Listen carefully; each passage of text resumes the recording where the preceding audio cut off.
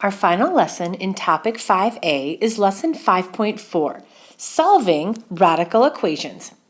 In this lesson, we'll solve with one radical, two radicals, and we'll solve with rational exponents. I've omitted the radical inequality, so that one we won't talk about. When you solve radical equations, the first thing you want to do is isolate the radical symbol to one side. That means you want to move everything else over. Then raise each side to the nth power, or the power of whatever the root or radical is. Once you've eliminated the radical, we solve the equation. And then last but not least, anytime a radical is even, like a square root, you always want to check for extraneous solutions. Let's give the two on the right a try. It says solve the radical equations. In our first example, we have the square root of x plus 5, and then notice that minus 1 is on the outside, and that's equal to 3. So when we say isolate the radical, this part right here is the entire radical. We want to get that by itself. To move negative 1 to the other side, we would simply add. That leaves us with square root of x plus 5 on one side and 4 on the other. Now we want to raise it to the opposite power of the root. Since this is a square root, we'll raise it to a power of 2. And if you do that to one side of the equation, we have to do that to the other side. What that does on the left is it's the inverse, so it cancels out, and we're left with the part on the inside, x plus 5.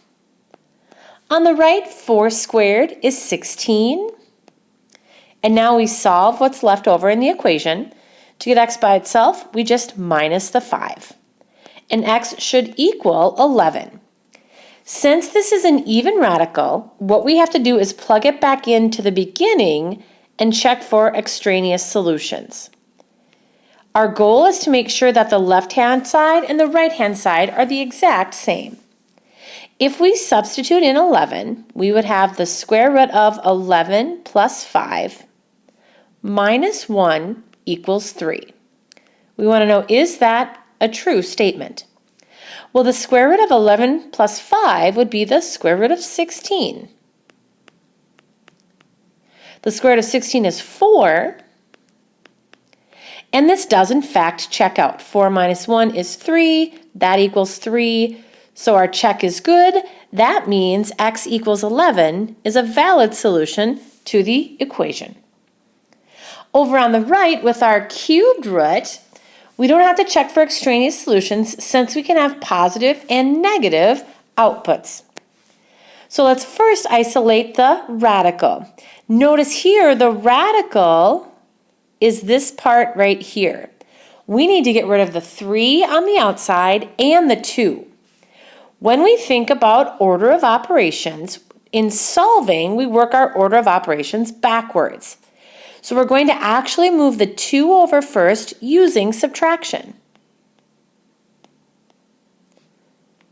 We still have the 3 on the outside times the cubed root of x. And then over on the right, 18 minus 2 is 16. To get the radical still by itself, we now have to divide by that coefficient of 3. That leaves us with the cubed root of x on the left and a fraction of 16/3 on the right. Now to get x by itself, the opposite power of the cubed root would be a power of 3. And we have to do that to both sides. On the left, the cubed root and the cubed power cancel. On the right, this might be a calculator option, 16 to the 3rd power divided by 3 to the 3rd power.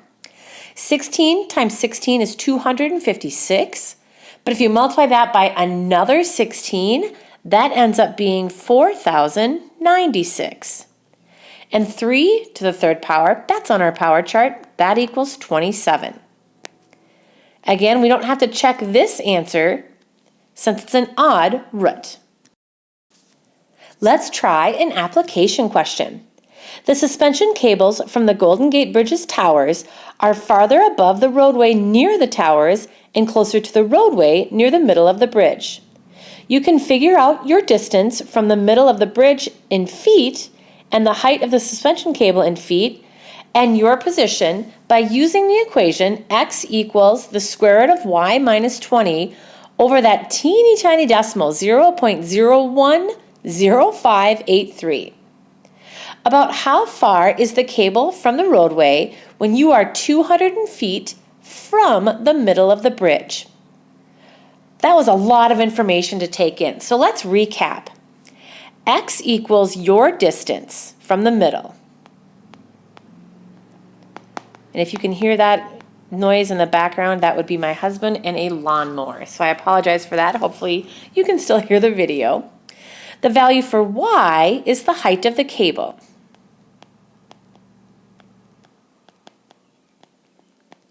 So notice the value we're looking for is on the inside of the radical.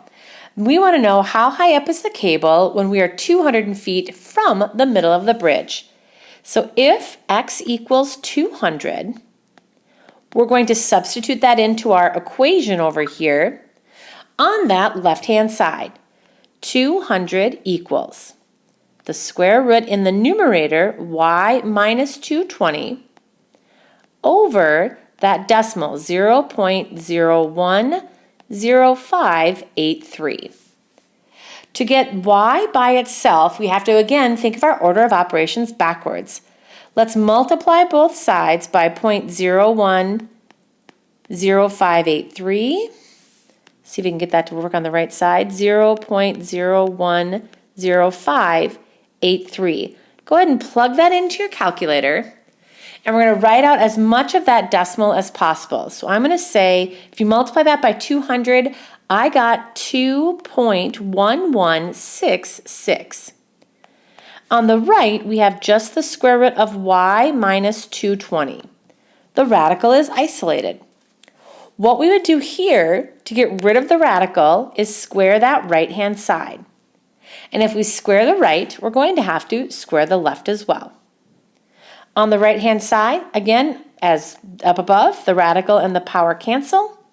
On the left-hand side, if we square 2.1166, we get approximately 4.479996 equals y minus 220. Now, to get y by itself, we're just going to move that 220 over using addition.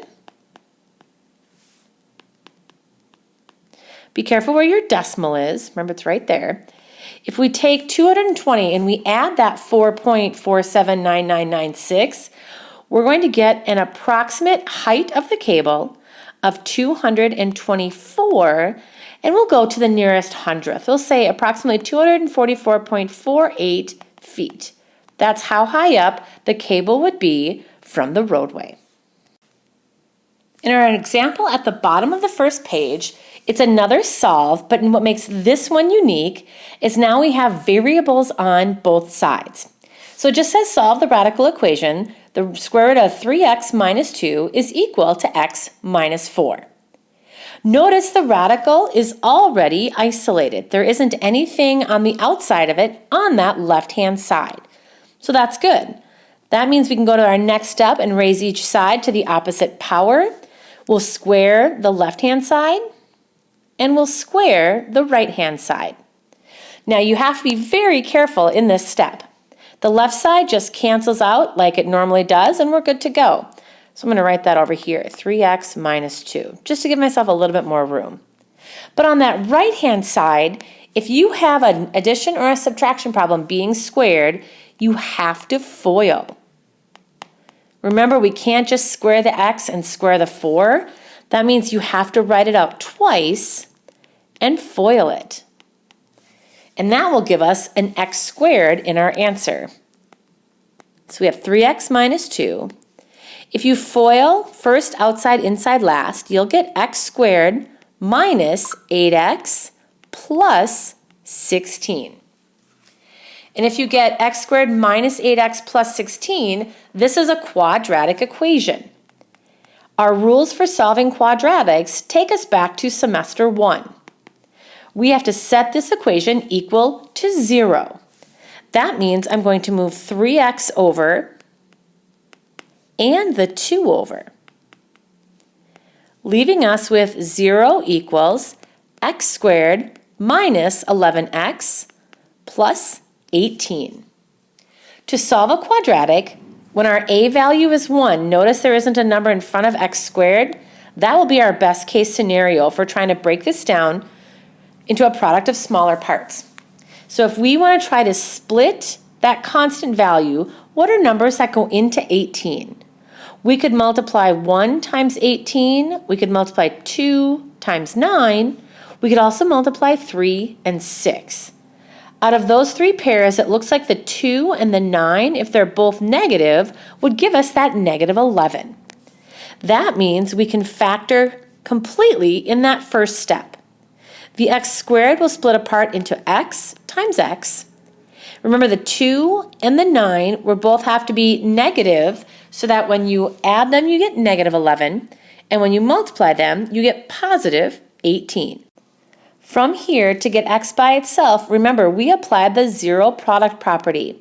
If we set x minus 2 equal to 0 and add 2, you would just get x equals positive 2. If we set x minus 9 equal to 0 and you add 9, you get x equals positive 9. Once you solve for x, remember, we have to go back and check our solutions. And this gets pretty time-consuming, I get it. But we want to make sure we plug it back into the very beginning.